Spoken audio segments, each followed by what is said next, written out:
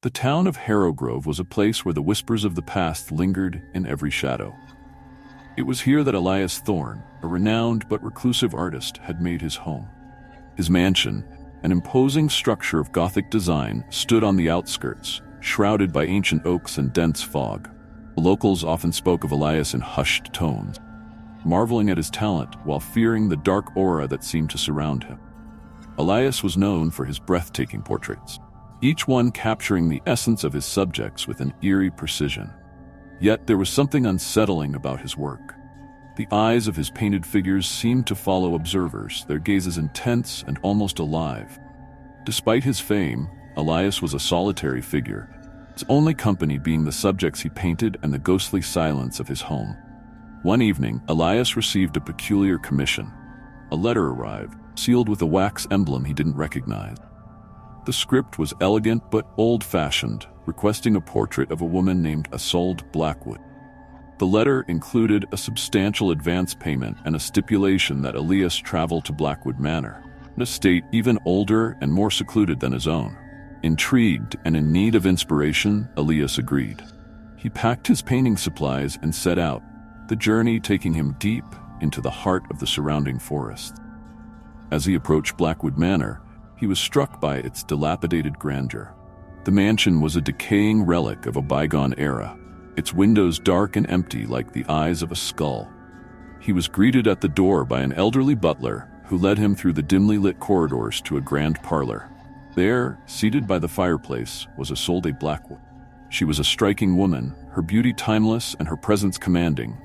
Her pale skin and jet-black hair created a stark contrast, and her eyes held a depth that Elias found both mesmerizing and unnerving. "Mr. Thorne, I am honored that you accepted my request," Isolde said, her voice smooth and cold. "I have long admired your work." Elias nodded, setting up his easel and preparing his paints. "It is my pleasure, Miss Blackwood. Shall we begin?" Isolde's gaze seemed to pierce through him as she took her position. As Elias painted, he felt an unusual tension in the air. The room grew colder, and the light seemed to dim, casting eerie shadows on the walls. Isolde remained perfectly still, her expression serene but her eyes penetrating. Days turned into weeks, and Elias found himself captivated by Isolde. Yet, as he painted, strange occurrences began to plague him. At night, he heard whispers and footsteps in the empty halls. Objects moved on their own, and he often felt an invisible presence watching him.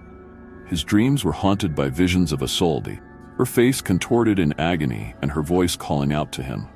One stormy night, Elias awoke to find his canvas glowing with an ethereal light. The portrait of Isolde seemed to shimmer, her painted eyes filled with sorrow and desperation. Compelled by an unseen force, Elias reached out and touched the canvas.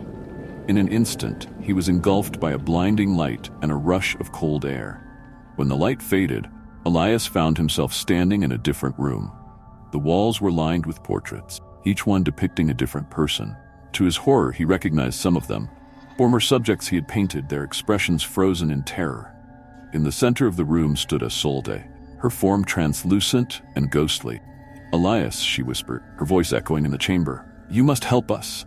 We are trapped, our souls bound to your paintings. Release us, or you will join us in eternal torment." Elias stumbled back, his mind reeling. What is this? How is this possible? Isolde's ghostly figure drifted closer. "Your talent, Elias, is a curse. Your paintings capture more than just our likeness, they capture our souls. We are imprisoned in your art, doomed to suffer for eternity." Desperation clawed at Elias's heart.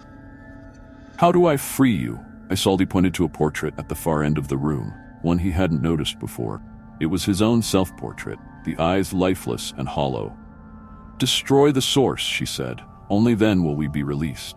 Trembling, Elias approached the portrait. As he raised his hand to tear it down, a violent force threw him across the room. The ghostly figures of his subjects surrounded him, their faces twisted with anger and pain. "You cannot escape, Elias," they chanted in unison. "You belong to us now." Gathering his strength, Elias fought against the invisible grip holding him. He reached the portrait, and with a final surge of determination, ripped it from the wall. The canvas tore with a sound like 1,000 screams, and a blinding light filled the room once more. When the light faded, Elias found himself back in the grand parlor of Blackwood Manor. Portraits on the walls were gone, replaced by empty frames. Isolde's ghostly form appeared before him one last time, her expression one of gratitude and relief. "Thank you, Elias," she whispered. "We are free."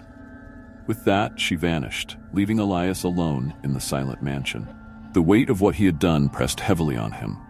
He gathered his belongings and left Blackwood Manor, the haunted house finally at peace. Elias returned to Harrowgrove, but he was never the same. He abandoned his art, fearing the darkness it had unleashed. The once celebrated painter became a recluse, haunted by the memories of the spirits he had unwittingly imprisoned. Years passed, and Blackwood Manor fell into ruin, its dark history fading into legend.